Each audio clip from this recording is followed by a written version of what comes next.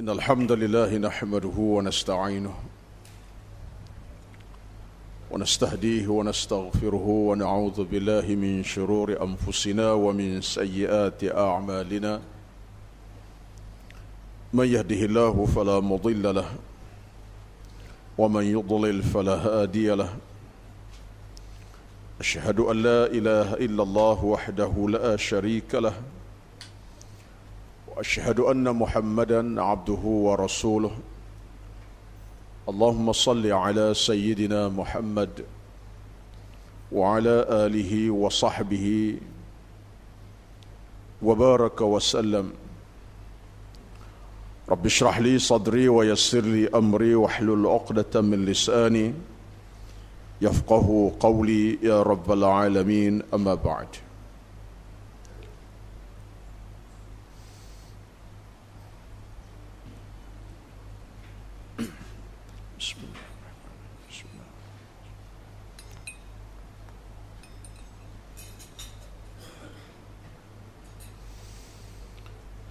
Tuan-tuan sidang Jumaat yang dirahmati Allah sekalian,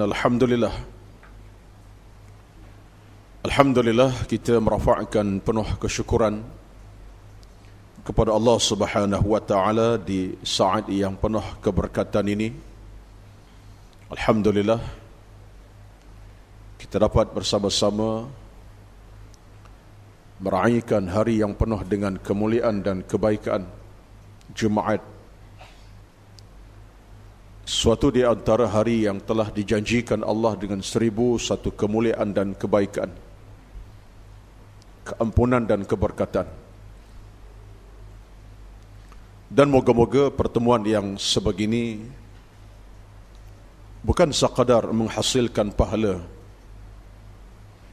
tetapi yang lebih dari itu menghasilkan ketakwaan dan keimanan kita yang mendalam di dalam kita melayari sebuah bahtera kehidupan, satu bahtera yang perlu kita layarinya dengan secara betul supaya bahtera kehidupan tidak tersasar dari jalan dan laluan yang sewajarnya kita ikuti. Sebab itulah makanya dalam kehidupan beragama ini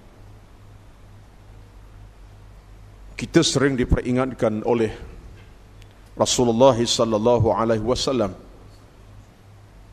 supaya bersegera kepada amal-amal salah, bersegera kepada amal-amal salah, amal-amal kebaikan dan kebajikan. Kan itu adalah merupakan penyelamat yang boleh menyelamatkan kita daripada kebinasaan dan kehancuran, yang boleh menyebabkan kita jauh daripada hidayah Allah Subhanahu wa taala. Al-Imam Ibn Al-Qayyim Al-Jauziyah rahmatullahi alaihi dalam kitabnya Zadul Ma'ad merakamkan bahawa amal salah ini kalau dapat kita ibaratkan sebagai makanan yang boleh menguatkan batang tubuh kita, yang boleh menyegarkan batang tubuh kita. Di saat batang tubuh kita lemah, bila masuk makanan sahaja, kita akan dapat kembali kekuatan. Itulah makanan. Demikian kata Ibn Al-Qayyim, ibaratnya dengan ilmu, dengan amal. Ia adalah merupakan pintu yang boleh menggerakkan seluruh kekuatan kita.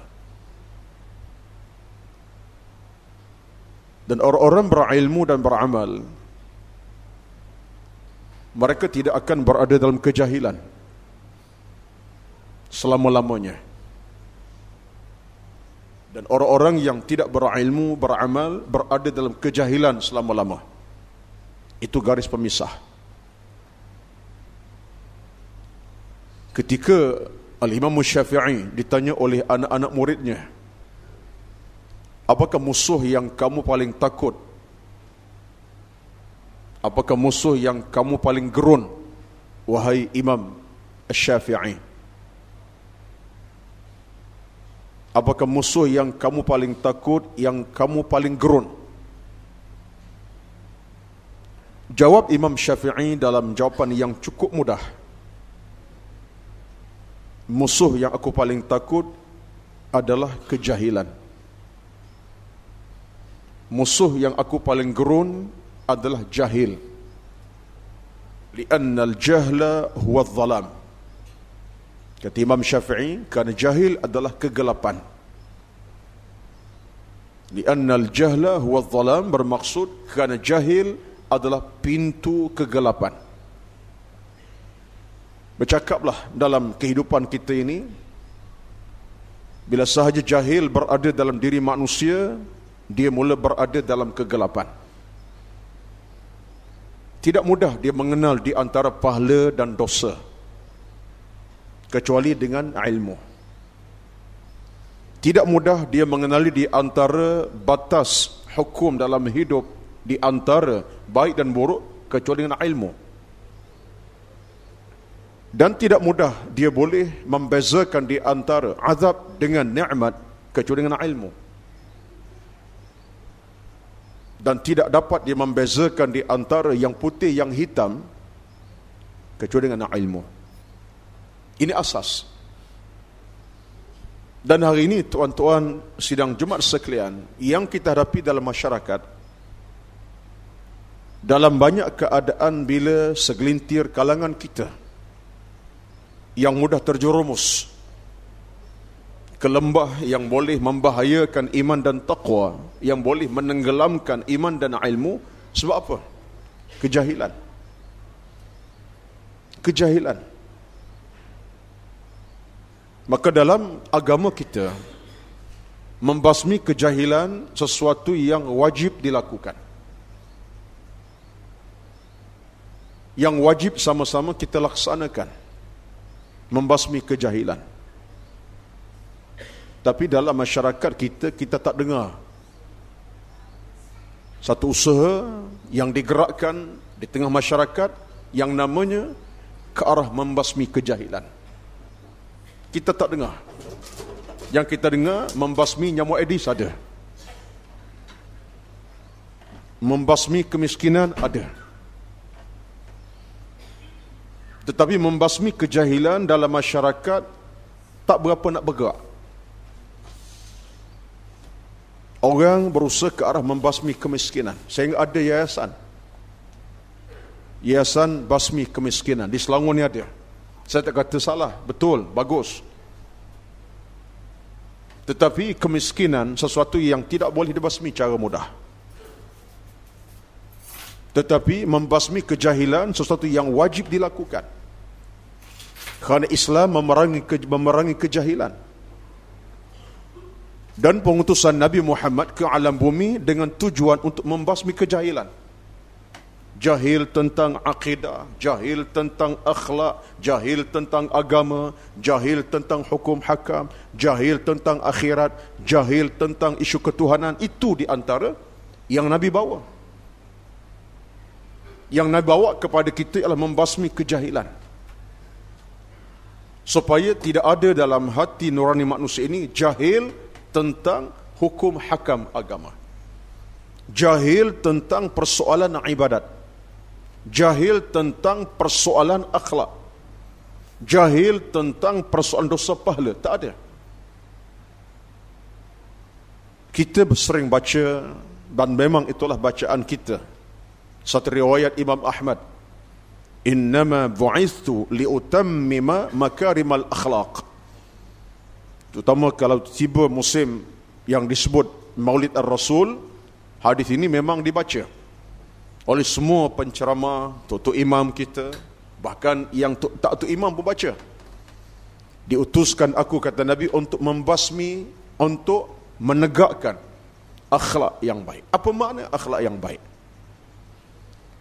Di sini kata ulama kita, tidak akan mungkin terbangun satu bentuk akhlak yang baik kecuali dengan kacamata ilmu.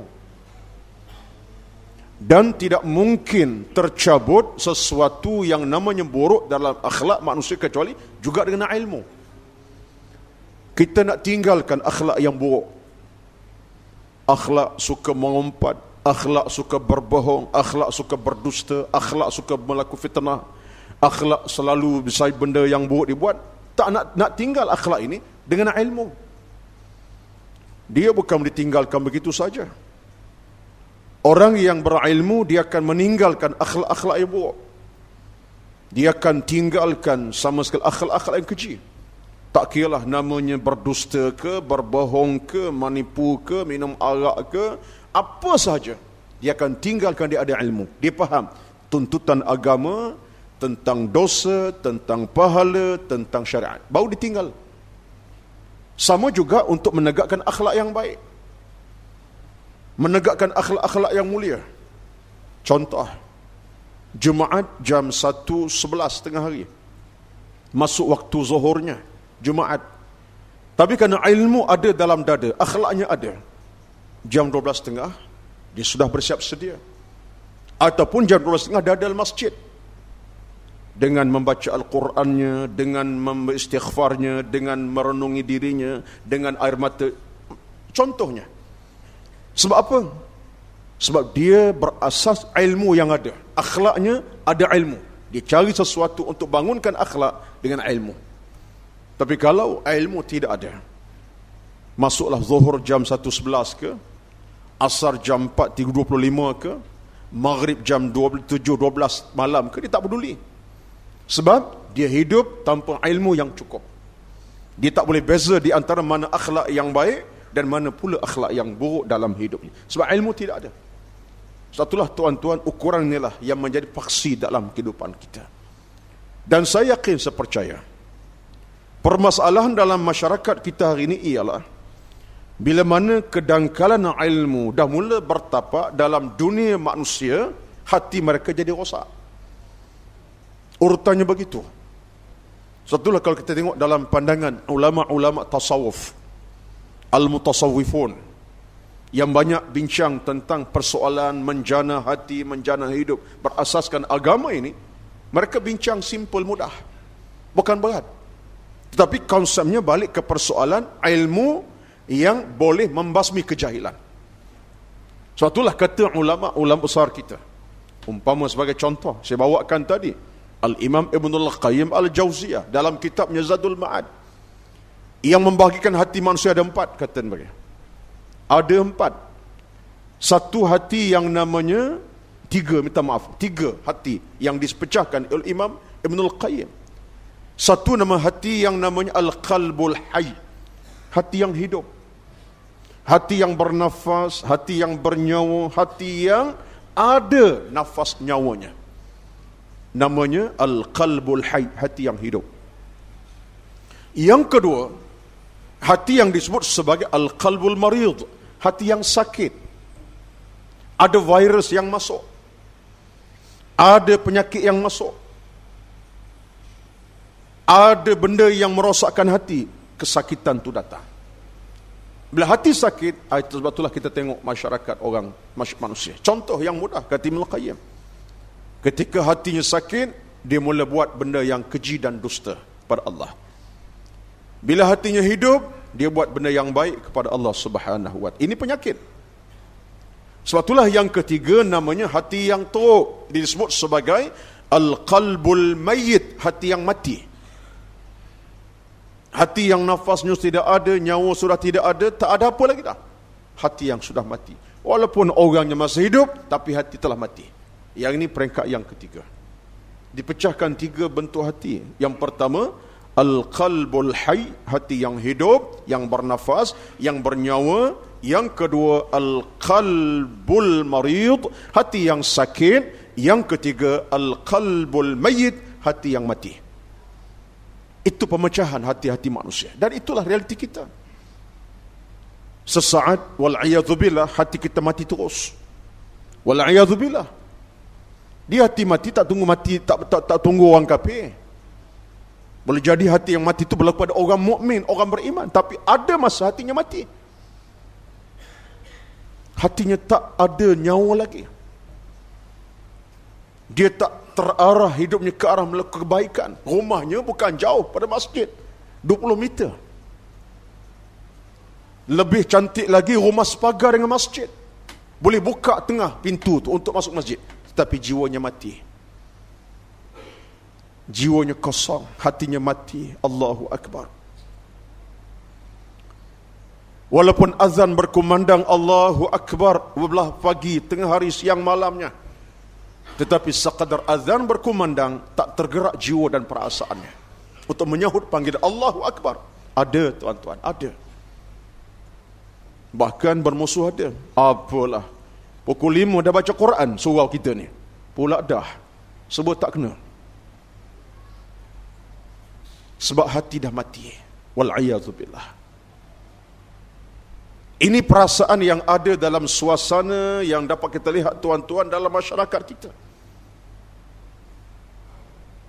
Fi qulubihim maradun fazadahumullahu marada. Walaupun ayat tak berkait dengan isunya, tetapi kita ambil hujahnya. Bila hati dah ditimpa penyakit demi penyakit, maka akhir hati itu mati. Yang ni bahaya. Kemudian hati yang kedua sakit. Macam orang sakit, boleh kita bayangkan. Masa sakit, letaklah di depannya ayam panggang, daging, kambing, bakar, letaklah di 3 pinggang pun. Dia tengok je. Sebab dia sakit. Hilang rasa. Orang Kelantan kata hilang rah. Tak ada rah nak makan. Tapi ketika dia sihat walafiat, letak sepanggang, letak sebelah peha pun dia habis dalam masa tak sampai 1 jam, 2 jam.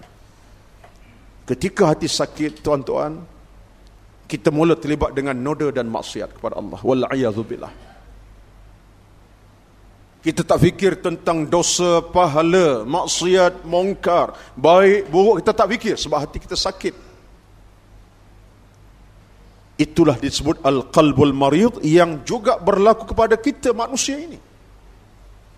Maka hati yang pertama tadilah menjadi yang kita dambakan, yang kita harap, yang kita mahu. Al-qalbul hayy, hati yang hidup, segar sepanjang masa. Dalam ujian hidup yang datang, bagaimanapun hati hidup pada Allah. Allah uji dengan kemiskinan, tetap dia yakin Allah Maha Kaya. Allah uji dengan sakit penyakit, tetap dia kata Allah yang Maha Esa. Allah uji dengan kekayaan melimpah ruah, tetap dia kata Allah tempat aku bermohon segala-galanya. Di saat Allah uji apa sekalipun, kesakitan, kebaikan, kemuliaan, apa saja, hati yang hidup, dia tak ada masalah. Terserlah di wajahnya nilai-nilai keimanan. Terserlah di wajah hidupnya nilai-nilai keilmuan. Inilah tuan-tuan yang kita nak jana. Dan ini bukan perkara retorik, ini perkara praktikal. Terutama dalam suasana hari ini. Dunia yang telah berubah watak dan berubah sikap ini. Dunia yang semakin hari semakin kelam, makin mencabar. Dunia makin pandai, makin ramai dia yang merapu. Dunia yang makin bijak, makin hebat, makin ramai yang makin jauh pada agama. Ini kita paling takut. Sebab itulah saya sebutkan di awal tadi, proses membasmi kejahilan adalah satu benda yang paling besar dalam agama kita. Dan tak ada satu ruang yang lebih baik daripada itu kecuali bila kejahilan dapat kita basmikan, insya-Allah tuan-tuan, akan lahirlah suasana aman, damai, tenang, bahagia, sentosa. Bukan saja untuk orang Islam, tapi untuk alam sejagat. Tapi kalau dunia penuh dengan situasi kejahilan, sama ada jahil dicipta oleh tangan manusia sendiri, maka tuan-tuan, itulah kenyataannya. Akan berlaku pertembungan. Dan hari ini terbukti pertembungan dah mula berlaku. Di antara yang ma'ruf dengan yang mungkar, di antara yang dosa dengan yang baik, di antara pentas surau ceramah ini dengan pentas maksiat dan pentas hiburan. Berlaku dan berlangsung di hadapan kiri kanan kita. Sebab suasana kejahilan yang ada. Nak basmi kejahilan bukan senang. Tetapi itulah kenyataannya yang bagi saya sebutkan di awal tadi, merupakan ruang yang ada dalam kehidupan kita. Sebab itulah kita nak melayari bahtera hidup ini suatu bentuk pelayaran yang ikut dia punya kompasnya. Sebuah kapal yang berlayar di tengah lautan yang tak tahu mana tepi, mana arahnya. Kalau tak dipandu kompas, maka kapal itu akan entah ke mana hilangnya. Bukan sekadar orangnya mati, kapal-kapal pun tak ada. Tapi kapal walau di tengah lautan yang luas terbentang, tak tahu mana hujungnya, bila kompasnya ada, diikutinya kompas dengan cara betul, sistemnya ada, insya-Allah dia boleh berlayar melingkari dunia ini kembali ke pangkalan dalam masa yang sepatut. Macamlah kita. Kita mula hidup dengan kompas akhlak, kompas ilmu, walaupun dalam apa situasi dalam hidup ini, kita bermula dengan agama, kita balik pada agama, insya-Allah selamat sejahtera kita. Tapi bayangkan semacam kapal tadi, bermula pelayaran, tak tahu kompasnya di mana. Jangan harap dia balik ke pangkalan akan terima mesej kapal dah tenggelam di lautan. Macam sebuah kapal terbang lah, yang hilang radarnya.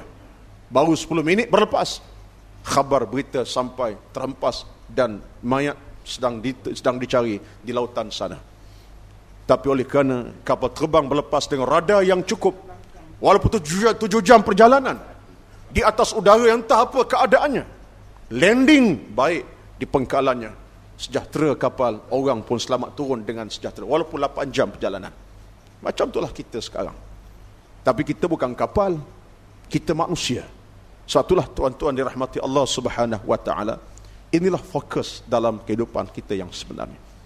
Saya tertarik dengan satu pandangan yang telah dibawakan oleh seorang alim besar kita. Tuan-tuan sedia maklum, orangnya yang penuh dengan ilmu, yang penuh dengan kemuliaan dalam soal agama ini, iaitulah Abul Hasan Ali An-Nadawi, seorang ulama besar daripada Lucknow, India, yang telah meninggalkan kita beberapa puluh tahun yang lepas, 11 tahun yang lepas, belasan tahun lalu. Dalam satu kitabnya, tulisan yang bertajuk Madza Khasiral Alam Binhitat Al-Muslimin, apa ruginya dunia ini dengan keruntuhan orang Islam. Di dalam buku itu saya catatkan, dalam beberapa catatan yang sempat baca, buat catatan ini ilmu, saya pun sekadar untuk membawa apa yang dibawa oleh ulama. Menariknya, pandangan ulama yang bernama Ali An-Nadawi, Abul Hasan Ali An-Nadawi, dia kata apa? Dia kata tidak akan tercapai kebahagiaan dan keselamatan yang abadi dalam sebuah perjalanan hidup ini jika manusia tidak berpaksi kepada agama dan ilmu yang dianuti, membasmi kejahilan yang ada dalam hidupnya, maka pastilah dia akan merasai kehidupan yang benar-benar betul ataupun benar-benar Allah radai. Tapi tanpa ini, kata Imam Abul Hasan An-Nadawi, mereka tak akan capai matlamat. Betul tuan-tuan sekalian.